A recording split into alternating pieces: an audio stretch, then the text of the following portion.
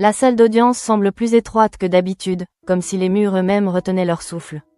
L'air est chargé d'une tension presque palpable, une tension sourde qui pèse sur chaque regard, chaque geste, chaque silence. Manu est assis aux côtés de Lovar, le visage fermé, le regard durci par une fatigue qu'il ne cherche même plus à masquer. En face, Charlotte est là, accompagnée de Johanna, droite mais fragile, comme si son corps tenait debout par la seule force de sa volonté. Sohan, son père, attend dans le couloir, incapable d'assister à cette scène sans craindre de s'effondrer à son tour. La juge Alphand impose le cadre dès les premières secondes. Ici, personne ne s'adresse directement à l'autre. Les règles sont claires, presque froides, et Manu sent déjà que cet espace n'est plus le sien. Il a passé sa vie à interroger, à confronter, à faire parler. Aujourd'hui, il est de l'autre côté, réduit au silence, obligé d'écouter des mots qui lui échappent et le condamnent avant même d'être pesé. Lorsqu'il murmure, presque malgré lui, « Pourquoi Charlotte dit ça ?» La juge l'interrompt aussitôt, lui rappelant qu'il n'a pas à intervenir. Cette simple phrase suffit à lui faire comprendre que tout a basculé. Charlotte reprend les faits. Sa voix tremble, imperceptiblement d'abord, puis de plus en plus nettement. Elle parle lentement, comme si chaque mot lui coûtait un effort immense. Elle ne regarde pas Manu. Elle fixe un point invisible devant elle, s'accrochant à cette distance comme à une bouée de sauvetage. Manu, lui, l'observe malgré lui, cherchant dans ses gestes, dans ses silences, un détail qui viendrait confirmer ce qu'il ressent depuis le début, cette impression dérangeante qu'elle récite quelque chose, qu'elle suit un fil appris à l'avance. Mais rien ne vient, seulement cette voix fébrile, cette respiration saccadée, cette fragilité qui convainc bien plus que n'importe quelle preuve matérielle. Cécile demande alors, d'un ton mesuré, si Charlotte maintient ses accusations. Le silence qui suit est interminable. Pendant une fraction de seconde, Manu croit que tout peut encore s'arrêter là, que ce cauchemar peut se fissurer. Mais Charlotte hoche la tête. Elle dit qu'elle maintient, et dans cette simple affirmation, tout s'écroule. La juge note, impassible, tandis que Manu sent une colère sourde monter en lui, mêlée d'incompréhension et d'un vertige qu'il n'avait jamais connu jusque-là. À la sortie de la salle, Charlotte ne tient plus. Ses jambes flanchent presque, et lorsqu'elle aperçoit son père, elle se jette dans ses bras, éclatant en sanglots. Sohan la serre contre lui, incapable de dire quoi que ce soit, conscient que ce moment restera gravé en elle pour toujours. De loin, Manu assiste à la scène, figé. Il comprend alors que, quelle que soit l'issue, l'image qu'il renvoie au monde a déjà changé. Aux yeux de tous, il n'est plus seulement un policier, mais un homme mis en cause, un suspect. Dans le même temps, ailleurs, loin de ce bureau oppressant, Pablo célèbre son anniversaire sur la plage. Le contraste est brutal. Le soleil décline lentement à l'horizon, peignant le ciel de teintes orangées, tandis que les rires de ses amis tentent de masquer une gêne persistante. Noura, Achille, Salomé et Alexis sont là, présents, bienveillants, mais Pablo n'est pas vraiment avec eux. Son regard se perd vers la mer, comme s'il cherchait quelque chose qu'il sait pourtant introuvable. Charlotte n'est pas là, et cette absence pèse plus lourd que toutes les présences réunies. Sabine avait proposé à Hugo de sortir dîner pour marquer le coup, mais il n'en a pas eu la force. Hugo est ailleurs, absorbé par ce que Baker lui a confié, par cette impression que Pablo porte en lui un manque qu'il refuse d'admettre. Il finit par se confier à Sabine, lui parlant de cette fragilité qu'il perçoit chez le garçon, de ce vide laissé par une mère trop longtemps absente. Et plus Hugo parle, plus l'idée s'impose à lui. Caroline aurait dû appeler son fils pour son anniversaire. Il finit par composer son numéro. Caroline décroche, tendue. Elle avoue avoir hésité, craignant de raviver une blessure au lieu de la refermer. Sa voix trahit une fatigue profonde, un mélange de culpabilité et de peur. Pourtant, encouragée par Hugo, elle décide d'appeler Pablo. Le téléphone sonne, longtemps. Lorsque Pablo répond, sa réaction est immédiate, presque violente. Il ne cache pas sa blessure. Il lui dit de l'oublier, que ce sera mieux ainsi, qu'il n'a pas besoin d'elle. Chaque mot est un coup porté, autant pour lui que pour elle. Caroline raccroche, dévastée. À ses côtés, son compagnon ne fait preuve d'aucune bienveillance. Il parle de Pablo comme d'une source permanente de problèmes, d'une mine d'emmerdement. Ses paroles sont sèches, sans nuance, et Caroline sent un peu plus le fossé se creuser entre elle et son fils, mais aussi entre elle et l'homme qui partage sa vie. Elle est seule avec sa tristesse, enfermée dans une relation où personne ne semble vraiment comprendre ce qu'elle ressent. Pendant ce temps, la décision tombe. La juge Alphand met Manu en examen pour agression sexuelle sur mineur de plus de 15 ans. Il n'y aura pas de détention provisoire, mais l'assignation à résidence est maintenue. Sur le papier, c'est une mesure clémente. Dans les faits, c'est une condamnation silencieuse. Manu comprend qu'il ne pourra plus travailler, plus bouger librement, plus être l'homme qu'il était. Sa carrière, telle qu'il la connaissait, est finie. Alex, lui, refuse de s'arrêter là. Depuis le début, quelque chose le trouble dans cette affaire. Il continue de fouiller, de recouper, de visionner encore et encore les images de vidéosurveillance. Et puis, enfin, un détail émerge, une moto. Une silhouette qui revient, un trajet qui se répète. En croisant les images, il parvient à identifier une plaque d'immatriculation. Le nom apparaît bientôt, Sacha Kazan. Aucun casier judiciaire. Une adresse, rue des Merles, tout près du local de Sibylle. Un homme apparemment sans histoire, mais dont la présence soulève trop de questions pour être ignorée. Alex apprend presque en même temps qu'Odette au courant de la mise en examen de Manu. Elle exprime sa déception, disant que c'est dommage, que Manu était un bon flic. Alex la corrige aussitôt, avec une fermeté teintée d'ironie, il n'est pas mort. Derrière cette remarque, il y a la certitude qu'il ne faut pas enterrer un homme avant d'avoir compris toute la vérité. Manu, de son côté, rentre chez lui, vidé. Il parle à Eve de ce qui s'est passé. Il ne comprend toujours pas pourquoi Charlotte maintient ses accusations. Il répète cette impression obsédante, elle semblait réciter. Mais il sait aussi que cette sensation ne pèse rien face à une procédure judiciaire. Il y aura un procès. En attendant, il est assigné à résidence. Il n'a plus de travail, plus de rôle, plus de repères. Sa voix se brise lorsqu'il évoque l'idée que toute sa carrière est fichue. C'est alors qu'Alex l'appelle. Il lui demande s'il peut passer à l'appartement, disant qu'il a quelque chose d'important à lui montrer. Lorsqu'Alex arrive, l'atmosphère est lourde. Il explique ce qu'il a découvert, parle de la moto, des images, de l'immatriculation.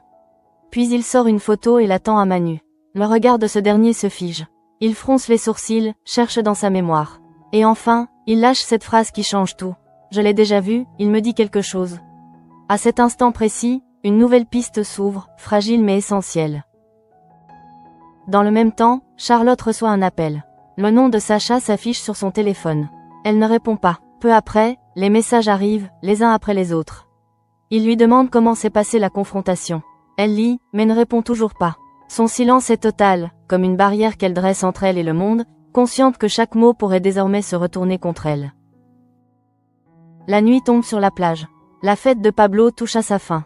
Malgré sa mauvaise humeur persistante, ses amis lui offrent un cadeau, un sweat tendance. Ce geste simple parvient, l'espace d'un instant, à lui redonner le sourire. Ce sourire est fugace, fragile, mais il existe. Et dans ce contraste entre la légèreté apparente de l'adolescence et le poids écrasant des décisions des adultes, quelque chose se fissure doucement, annonçant des lendemains encore plus complexes. La nuit s'installe doucement sur Montpellier, mais pour Manu, le temps semble s'être figé. Assigné à résidence, il erre dans son appartement comme un étranger dans sa propre vie. Chaque objet lui rappelle ce qu'il n'est plus, un uniforme rangé trop soigneusement, un téléphone qui ne sonne presque plus, un silence lourd qui remplace le tumulte des journées passées au commissariat. Il repense aux mots de la juge, à cette décision prononcée avec une neutralité implacable. Mise en examen. 2 mots qui ont suffi à fissurer des années de carrière, d'engagement, de certitude. Alex, lui, ne parvient pas à décrocher. Après avoir quitté Manu, il repasse mentalement chaque image, chaque détail lié à cette moto. Il sait que cette reconnaissance spontanée, je l'ai déjà vue, n'est pas anodine. Manu n'est pas du genre à parler à la légère, encore moins dans une situation pareille. Ce souvenir flou, cette impression persistante, pourrait être la clé qui manque à tout le reste.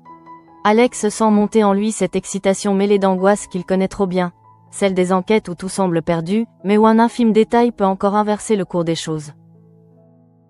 Pendant ce temps, Charlotte reste enfermée dans un mutisme presque inquiétant. Son téléphone vibre encore sur la table, illuminant la pièce à intervalles réguliers. Les messages de Sacha s'accumulent, insistant sans être ouvertement menaçants. Elle les lit, les relit, puis repose l'appareil, comme si chaque réponse possible était un piège. Elle se sent épuisée, vidée par la confrontation avec Manu et par la pression de la journée. Dans sa tête, les images se mélangent, la salle d'audience, la voix de la juge, le regard de son père dans le couloir, et cette moto, toujours cette moto, qui revient comme un souvenir parasite qu'elle n'arrive pas à chasser. Sohan, justement, veille sur elle sans vraiment savoir comment l'aider. Il observe sa fille en silence, conscient que la soutenir signifie parfois accepter de ne pas comprendre. Lorsqu'elle s'est effondrée dans ses bras plus tôt, il a senti à quel point cette épreuve la dépassait. Il n'a pas cherché à poser de questions, ni à interpréter ses silences. Il se contente d'être là, solide, presque immobile, comme un rempart face à un monde devenu trop brutal. Dans un autre quartier, Caroline tente de reprendre ses esprits après l'appel avec Pablo. Les mots de son fils résonnent encore dans sa tête, violents, définitifs. « Oublie-moi ». Elle s'en veut d'avoir attendu, d'avoir douté, d'avoir laissé la peur dicter ses gestes. Elle sait pourtant que ce rejet n'est pas seulement dirigé contre elle, mais contre toutes les absences accumulées au fil des années. Son compagnon, loin de l'apaiser, enfonce le clou par son indifférence. Son manque d'empathie la blesse plus qu'elle ne l'admettrait. Elle réalise peu à peu qu'elle est coincée entre un fils qu'elle a perdu et une relation qui ne la soutient pas. De son côté, Pablo rentre tard de la plage. Le sourire provoqué par le cadeau de ses amis s'est déjà estompé.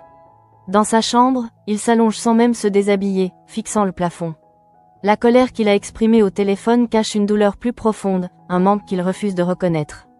Hugo, en intervenant, a rouvert une plaie qu'il croyait cicatrisée. Il se persuade qu'il a appris à se passer de sa mère, que cette distance est une force. Mais au fond de lui, le doute s'installe, silencieux, tenace.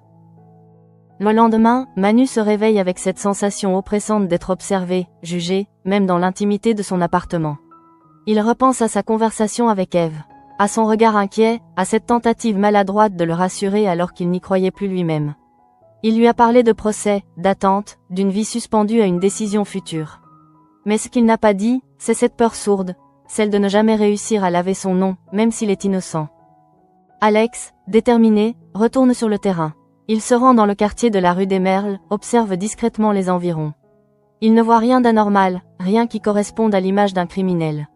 Justement, c'est ce qui l'inquiète. Sacha Kazan semble trop banale, trop lisse. Pas de casier, pas d'antécédents, une vie presque invisible. Alex sait que ce genre de profil est souvent le plus difficile à cerner. Il se promet de creuser davantage, de comprendre pourquoi Charlotte se trouvait sur cette moto, et surtout pourquoi ce lien reste entouré de tant de non-dits. Au commissariat, l'ambiance est étrange. Manu n'est plus là, mais son absence est omniprésente. Certains collègues évitent le sujet, d'autres murmurent à voix basse. Aude, encore marquée par la nouvelle, oscille entre tristesse et résignation. Elle sait que, dans ce métier, la frontière entre le respect et la suspicion est fragile, et qu'une mise en examen suffit à faire basculer l'opinion collective. Chez elle, Charlotte tente de se concentrer sur autre chose, mais ses pensées reviennent toujours au même point. Elle se demande si son silence face au message de Sacha est la bonne décision. Chaque notification ignorée lui donne l'impression de perdre le contrôle, mais répondre lui semble encore plus dangereux. Elle repense à la confrontation, à la façon dont Manu l'a regardée, cherchant une explication. Cette image la hante, la fait douter, vaciller. Pourtant, elle se raccroche à une certitude. Elle a tenu bon, elle n'a pas cédé à la pression. C'est alors que son téléphone vibre à nouveau. Un dernier message de Sacha, plus bref, presque neutre. Elle le lit sans trembler, mais ne répond toujours pas. Ce silence devient son arme, son refuge, mais aussi un poids qu'elle porte seule. À ce moment-là, les trajectoires de tous ces personnages semblent s'éloigner les unes des autres, tout en restant liés par une tension commune. Manu enfermé dans son appartement, Alex lancé dans une enquête solitaire, Charlotte murée dans le silence, Pablo prisonnier de sa colère, Caroline noyée dans la culpabilité. Chacun avance à tâtons, sans savoir que les choix faits maintenant auront des conséquences irréversibles. Et au cœur de cette toile fragile, un nom continue de flotter, discret mais lourd de promesses, Sacha Kazan.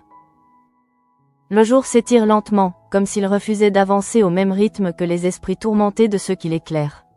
Pour Manu, chaque heure passée enfermé dans son appartement renforce un sentiment d'irréalité.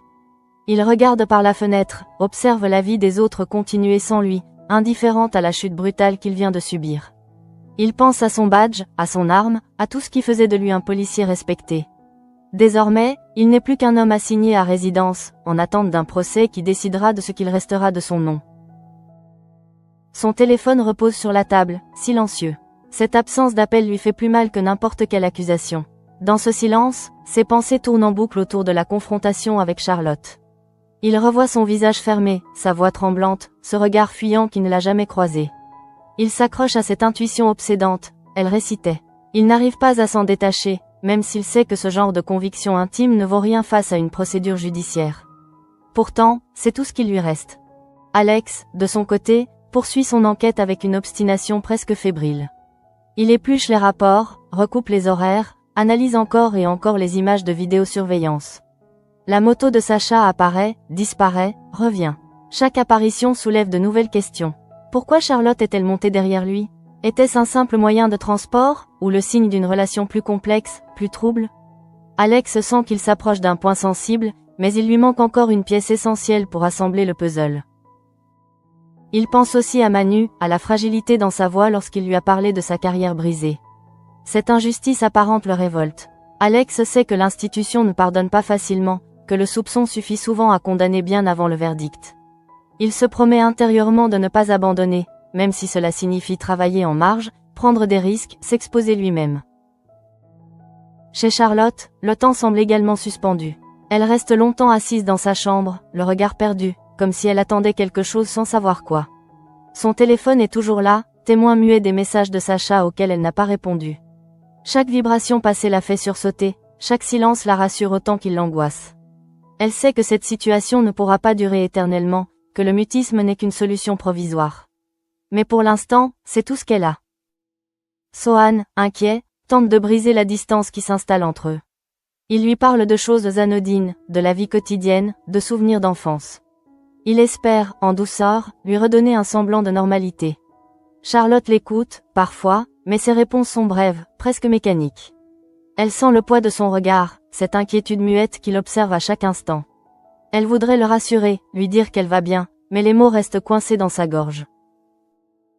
Dans un autre foyer, Caroline tourne en rond. Elle repense sans cesse à la voix de Pablo, à cette dureté qu'elle ne lui connaissait pas. Elle se demande si elle a définitivement perdu son fils, si ce rejet n'est pas la conséquence directe de ses absences passées. Son compagnon, fidèle à lui-même, minimise la situation, affirmant que Pablo finira par passer à autre chose. Mais Caroline sait que ce n'est pas si simple. Elle sent que quelque chose s'est cassé, et que le réparer demandera plus que de simples paroles. Pablo, lui, tente de se convaincre que tout va bien. Il sort, voit ses amis, rit parfois, mais ce rire sonne faux. L'intervention de Hugo continue de l'obséder. Il se sent trahi, comme si quelqu'un avait décidé à sa place de ce qui était bon pour lui. Il en veut à sa mère, bien sûr, mais aussi à lui-même pour ce manque qu'il refuse d'assumer. Cette colère, il la porte comme une armure, convaincu qu'elle le protège de la déception. Alex finit par croiser Aude au commissariat. La discussion est brève, tendue. Elle lui parle de l'ambiance pesante, des regards, des non-dits. Manu n'est plus là, mais tout le monde parle de lui. Alex écoute, silencieux, conscient que chaque mot prononcé contribue à façonner une opinion qui sera difficile à inverser. Il sait que le temps joue contre Manu, que plus l'enquête s'enlise, plus le soupçon s'installe durablement. Dans l'appartement de Manu, la nuit tombe à nouveau. Il s'assoit dans le noir, incapable d'allumer la lumière. Il repense à Ève, à sa tentative de le rassurer, à cette compassion mêlée d'impuissance qu'il a lue dans ses yeux. Il se demande combien de temps elle pourra encore supporter cette situation, cette attente interminable. Il se demande aussi qui il est, désormais, sans son travail, sans son rôle de policier. Cette question le terrifie plus que tout le reste. Pendant ce temps, Alex continue de creuser la piste Sacha Kazan. Il apprend de nouveaux détails insignifiants en apparence, mais qui renforcent son intuition. La proximité avec le local de Sibylle, les horaires, les trajets. Rien de concret, rien de condamnable, mais suffisamment d'éléments pour nourrir son doute. Il sent que Sacha est lié à Charlotte d'une manière ou d'une autre, et que cette relation est au cœur de toute l'affaire. Charlotte, enfin, reçoit un nouveau message. Celui-ci est plus court, presque abrupt. Elle le lit, sent son cœur s'emballer, puis repose le téléphone. Elle se lève, fait quelques pas dans la pièce, comme un animal en cage. Son silence, qu'elle croyait protecteur, commence à lui sembler oppressant. Elle comprend que, tôt ou tard, elle devra affronter ce lien, le nommer, l'assumer ou le briser. Ainsi, les tensions s'accumulent, invisibles mais prêtes à éclater. Chacun avance dans l'ombre de ses propres certitudes, sans savoir que les choix à venir, les paroles qui seront dites ou tues, pourraient définitivement bouleverser l'équilibre fragile qui subsiste encore. L'atmosphère devient plus lourde à mesure que les heures passent, comme si chaque personnage portait désormais le poids de décisions qu'il n'a pas encore prises. Manu se réveille une nouvelle fois avant l'aube, incapable de trouver le repos. L'assignation à résidence transforme son appartement en une sorte de cage silencieuse, où chaque bruit extérieur lui rappelle qu'il est exclu du monde. Il prépare un café sans conviction, s'assoit à la table et laisse son regard se perdre dans le vide. Il se surprend à repenser à ses débuts dans la police, à cette époque où il croyait encore que la vérité finissait toujours par triompher. Aujourd'hui, cette certitude lui semble presque naïve. Il repense encore à Charlotte, à cette distance glaciale imposée par la juge, à cette impossibilité de s'expliquer. Ce qui le ronge le plus, ce n'est pas seulement l'accusation, mais l'incompréhension totale. Il se demande comment une situation aussi grave a pu lui échapper, comment il a pu se retrouver là sans voir venir le danger. Chaque détail de ses souvenirs avec elle est passé au crible, analysé, retourné dans tous les sens. Et pourtant, rien ne colle avec l'image d'un prédateur que certains commencent déjà à lui coller. Alex, lui, sent que la pression monte. Plus il avance dans ses recherches, plus il se rend compte que l'affaire est fragile, construite sur des paroles et des impressions plutôt que sur des preuves solides. Cette fragilité pourrait jouer en faveur de Manu, mais elle pourrait aussi le condamner définitivement si elle est mal interprétée. Alex sait que le moindre faux pas pourrait lui être reproché. Il n'ignore pas que certains collègues commencent à douter de son objectivité, persuadés qu'il protège un ami. Cette suspicion le met en rage, mais il la ravale. Il n'a pas le luxe de s'énerver. Il décide de repasser mentalement chaque élément connu. Charlotte sur la moto, la vidéosurveillance, l'identité de Sacha Kazan. Ce nom revient sans cesse, comme un écho obsédant. Alex se demande quel rôle exact joue cet homme dans la vie de Charlotte. Est-il un simple intermédiaire, un soutien, ou quelque chose de plus inquiétant? Pour l'instant, il n'a que des hypothèses, et il sait que les hypothèses ne suffisent pas à faire tomber un dossier. Chez Charlotte, le silence devient presque assourdissant. Elle évite soigneusement toute conversation profonde, même avec son père. Sohan tente de maintenir une routine, de lui proposer de sortir, de prendre l'air, mais elle décline, prétextant la fatigue. En réalité, elle redoute le moindre contact avec l'extérieur, de peur de laisser échapper une parole qu'elle ne pourrait plus reprendre. Elle sent que tout ce qu'elle dira désormais pourra être utilisé, interprété, déformé. Cette peur la paralyse. Les messages de Sacha restent sans réponse. Charlotte sait qu'en l'ignorant, elle alimente peut-être une tension supplémentaire, mais répondre lui semble encore plus dangereux. Elle se demande s'il va finir par se présenter chez elle, s'il va perdre patience. Cette inquiétude sourde la suit partout, jusque dans son sommeil. Lorsqu'elle ferme les yeux, elle revoit la moto, la sensation du vent, ce mélange étrange de liberté et de malaise qu'il avait traversé ce jour-là.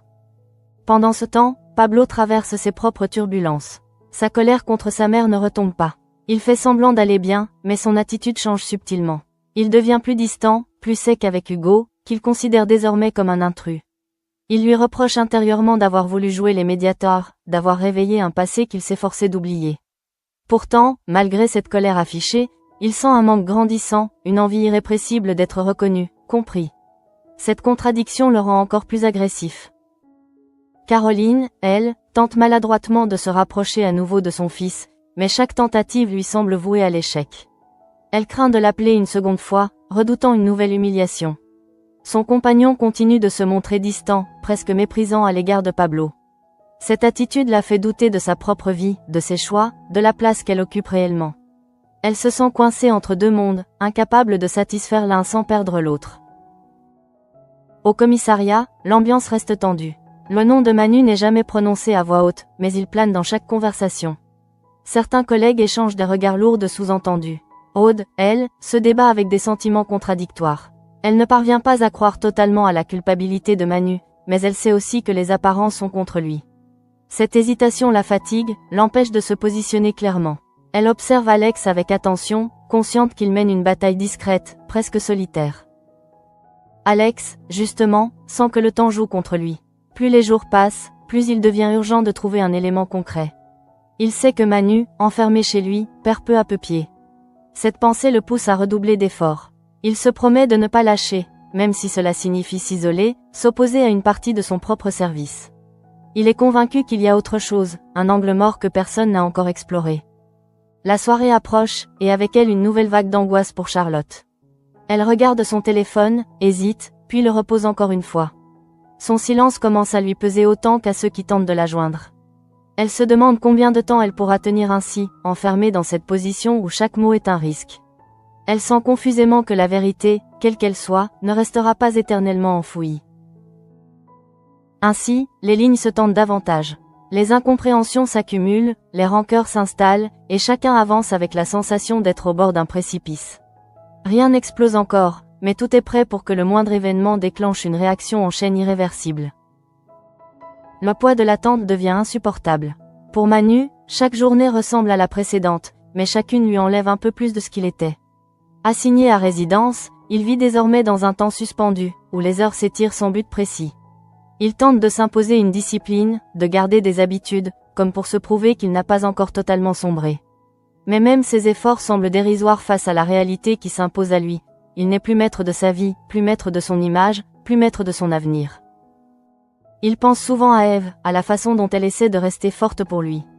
Il sent pourtant la fragilité de leur équilibre, cette tension silencieuse qui s'est installée depuis la mise en examen. Il n'ose pas lui dire à quel point il se sent vidé, à quel point il a peur que cette affaire ne les détruise tous les deux. Il préfère garder pour lui ses doutes, sa colère, sa honte aussi, cette honte injuste mais tenace qui s'infiltre malgré lui. Il se demande parfois s'il n'aurait pas mieux valu être placé en détention, au moins les choses auraient été claires. Là, il est libre en apparence, prisonnier en réalité. Alex, de son côté, commence à ressentir les limites de sa propre détermination. Plus il avance seul, plus il se heurte à des murs invisibles. Les informations qu'il rassemble autour de Sacha restent floues, insaisissables. Rien qui permette d'agir ouvertement, rien qui justifie une intervention directe. Et pourtant, son instinct lui crie que cet homme n'est pas un simple figurant dans cette histoire. Alex sent la frustration monter, cette sensation désagréable de tourner en rond alors que chaque minute compte. Il repense à la réaction de Manu lorsqu'il lui a montré la photo. Cette reconnaissance instinctive, presque viscérale, ne peut pas être le fruit du hasard. Alex se promet de creuser cette piste coûte que coûte, même si cela signifie avancer à découvert, sans le soutien officiel de ses collègues. Il sait que cette obstination peut lui être reprochée, mais il accepte le risque. Abandonner maintenant serait une trahison. Chez Charlotte, la tension atteint un seuil critique. Son silence, qu'elle croyait protecteur, devient une source d'angoisse permanente. Elle se sent traquée par ses propres pensées, incapable de trouver un refuge intérieur. Les messages de Sacha restent affichés sur son téléphone, comme une menace latente. Elle se demande s'il interprète son mutisme comme une provocation, comme une fuite, ou comme une simple peur. Elle se sent coincée dans une impasse dont elle ne voit pas l'issue. Sohan observe cette dérive avec une inquiétude grandissante. Il sent que sa fille lui échappe, qu'elle s'enferme dans un monde auquel il n'a pas accès. Il aimerait l'aider, la protéger, mais il comprend aussi qu'il y a des choses qu'elle ne lui dira pas. Cette impuissance le ronge. Il se demande s'il a manqué quelque chose, s'il aurait pu prévenir cette situation. La culpabilité s'ajoute à la peur, formant un mélange douloureux qu'il peine à gérer. Pendant ce temps, Pablo continue de se débattre avec ses contradictions. Sa colère envers sa mère reste vive, mais elle se transforme peu à peu en une lassitude profonde. Il se sent fatigué de porter ce ressentiment, fatigué de faire semblant d'aller bien. Il évite Hugo autant que possible, refusant toute tentative de dialogue. Pourtant, il ne peut s'empêcher de repenser à cet appel, à cette voix hésitante de Caroline. Malgré lui, une fissure apparaît dans son armure. Caroline, justement, est de plus en plus consciente de l'impact de la situation sur son fils. Elle oscille entre le désir de le revoir et la peur de raviver sa colère. Son compagnon, toujours aussi peu compréhensif, accentue son malaise. Elle se sent isolée, incomprise, prise au piège dans une relation qui ne lui offre aucun soutien émotionnel. Cette solitude la pousse à remettre en question ses choix, son rôle de mère, et même sa capacité à réparer ce qui a été brisé. Au commissariat, l'atmosphère reste électrique. Les rumeurs circulent, alimentées par l'absence prolongée de Manu. Certains collègues commencent à se positionner clairement, d'autres préfèrent rester en retrait. Aude, plus que jamais, se sent déchirée. Elle observe Alex avec admiration et inquiétude, consciente que son engagement pourrait lui coûter cher. Elle se demande jusqu'où il est prêt à aller, et si cette affaire ne finira pas par l'entraîner lui aussi dans une spirale dangereuse. Alex, de son côté, ressent le poids de cette responsabilité. Il sait que chaque décision qu'il prend peut avoir des conséquences irréversibles. Pourtant, il n'envisage pas de reculer. Il est convaincu que la vérité se trouve dans les zones grises de cette affaire, là où personne ne prend le temps de regarder. Il se prépare mentalement à affronter les obstacles à venir, persuadé que le silence de Charlotte et l'ombre de Sacha finiront par se rejoindre. La nuit tombe une fois de plus sur Montpellier, enveloppant la ville d'un calme trompeur. Derrière les façades éclairées, les tensions continuent de croître, invisibles mais bien réelles. Chacun avance à tâtons, conscient que l'équilibre précaire qui subsiste encore ne tiendra plus très longtemps. Quelque chose doit céder, et lorsque cela arrivera, personne ne pourra en sortir indemne. Le matin arrive sans apporter l'apaisement espéré. Pour Manu, chaque réveil est désormais une épreuve. Il ouvre les yeux avec cette sensation immédiate d'étouffement, comme si l'air lui manquait avant même qu'il ne pose le pied au sol. Il se lève mécaniquement, traverse l'appartement en silence, évitant son propre reflet dans le miroir. Ce visage qu'il aperçoit parfois lui semble étranger, marqué par une fatigue profonde et une inquiétude qui ne le quitte plus. Il n'est plus l'homme sûr de lui qui entrait autrefois au commissariat avec la certitude de maîtriser les situations. Il est devenu un homme en suspens, dépendant de décisions qui lui échappent totalement. Il pense à Alex, à cette visite récente, à cette photo qui a ravivé un souvenir enfoui. Plus il y réfléchit, plus cette impression de déjà-vu le trouble. Il revoit des fragments confus, des scènes sans contour précis, mais avec une certitude tenace. Sacha n'est pas un inconnu apparu par hasard dans la vie de Charlotte. Ce lien, quel qu'il soit, a une importance capitale. Manu le sent au plus profond de lui, même s'il est incapable de l'expliquer clairement. Cette intuition devient son seul point d'ancrage, la seule chose qui lui donne encore la force de tenir. Alex, lui, avance avec une détermination silencieuse. Il sent que la pression s'accumule autour de lui, que certains collègues commencent à observer ses démarches avec méfiance. Il n'ignore pas les regards, les silences qui s'installent lorsqu'il entre dans une pièce. Pourtant, il continue. Il se concentre sur les faits, sur les trajets de la moto, sur les horaires, sur cette proximité troublante entre Sacha et l'environnement de Charlotte. Chaque détail compte, même ceux qui semblent insignifiants. Il sait que la vérité se cache souvent dans ces zones négligées. Chez Charlotte, l'angoisse ne retombe pas. Elle vit désormais dans un état de tension permanent, sur le qui-vive, comme si quelque chose pouvait surgir à tout moment. Elle évite de sortir, limite ses interactions, se replie sur elle-même. Son téléphone reste toujours à portée de main, mais elle redoute chaque vibration. Les messages de Sacha ne sont plus seulement une source d'inquiétude, ils deviennent une obsession. Elle se demande ce qu'il attend d'elle, ce qu'il est prêt à faire si elle continue de l'ignorer. Cette incertitude la ronge, l'empêche de respirer pleinement. Sohan, de plus en plus inquiet, tente une approche différente. Il ne pose plus de questions directes, il se contente d'être présent, de créer un espace où sa fille pourrait, peut-être, se sentir en sécurité. Il lui prépare à manger, l'encourage à se reposer, essaie de maintenir une normalité fragile. Mais il sent bien que quelque chose lui échappe, que Charlotte porte un fardeau trop lourd pour elle seule. Cette impuissance paternelle le blesse profondément, mais il n'ose pas la forcer à parler, de peur de la briser davantage. Pendant ce temps, Pablo continue d'osciller entre colère et fatigue. Son anniversaire est déjà loin, mais ses conséquences persistent. Il se sent vidé, comme si l'explosion émotionnelle liée à l'appel de sa mère avait consommé toute son énergie. Il s'isole davantage, évite les discussions, répond de manière abrupte. Hugo, de son côté, culpabilise. Il se demande s'il n'a pas fait une erreur en appelant Caroline, s'il n'a pas aggravé une situation déjà fragile. Il voit bien que Pablo lui en veut, et cette distance nouvelle le touche plus qu'il ne l'aurait cru. Caroline, elle, se sent de plus en plus étrangère à sa propre vie.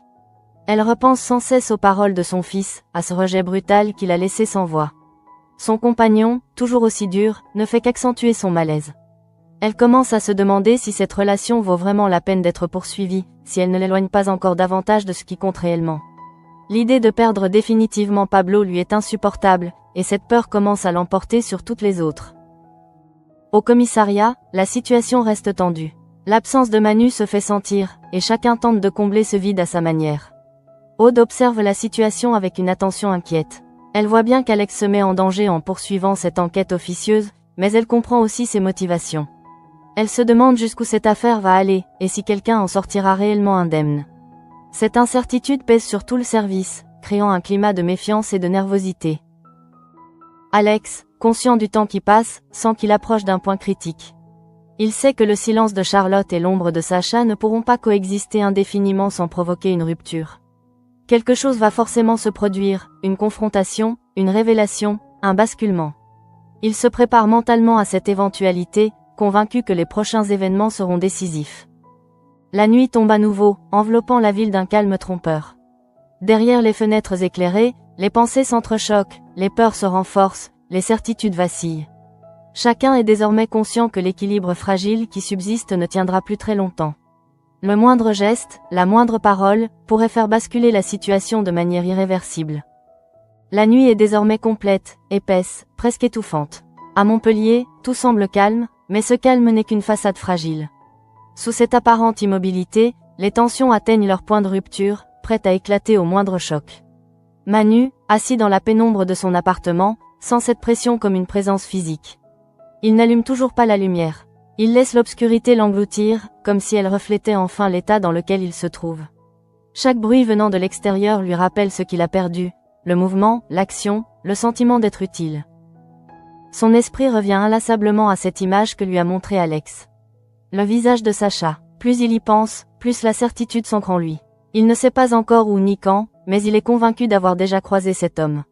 Ce souvenir diffus devient presque obsessionnel, car il représente peut-être la seule faille dans ce mur qui se referme autour de lui. Manu comprend que, sans cette piste, il n'a plus rien. Pas de preuves, pas de défense solide, seulement une parole contre une autre. Et dans ce genre d'affaires, il sait trop bien comment les choses se terminent.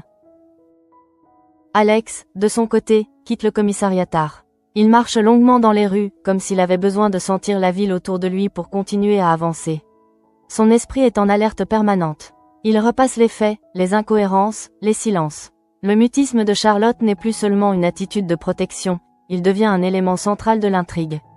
Alex sent confusément qu'elle est prise dans quelque chose qui la dépasse, coincée entre la peur et une forme de loyauté qu'il ne parvient pas encore à définir. Il sait aussi que le temps lui est compté. Plus l'affaire stagne, plus Manu s'enfonce. Plus les regards changent, plus les soupçons se figent. Alex a conscience qu'il marche sur un fil, qu'il pourrait être accusé de partialité, voire d'acharnement. Pourtant, il refuse de lâcher. Ce n'est plus seulement une question de procédure, mais une question de justice, presque de fidélité envers ce qu'il croit encore être le cœur de son métier. Chez Charlotte, le silence atteint un point presque insoutenable. Elle est seule dans sa chambre, le téléphone posé près d'elle. Elle sait que Sacha attend une réponse, qu'il interprète chaque minute de mutisme comme un message en soi. Elle sent son cœur battre trop fort, comme s'il voulait s'échapper de sa poitrine. Elle se remémore la confrontation, la salle d'audience, la voix de la juge, le regard de Manu qu'elle a évité jusqu'au bout. Cette image la poursuit, la hante. Elle se demande si elle a fait le bon choix, si maintenir ses accusations était réellement la seule issue possible. Sohan, derrière la porte, hésite à entrer. Il perçoit la détresse de sa fille sans réussir à l'atteindre.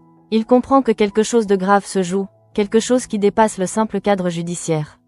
Il a peur, non seulement pour Charlotte, mais aussi de ce qu'elle est en train de devenir sous le poids de cette affaire.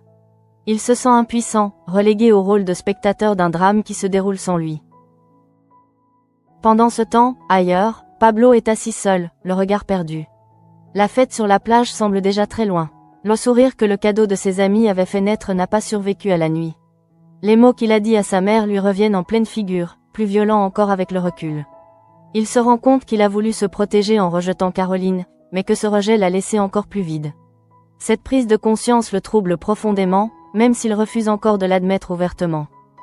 Caroline, elle, n'arrive pas à dormir. Elle tourne en rond, repasse la conversation avec Pablo, chaque intonation, chaque silence.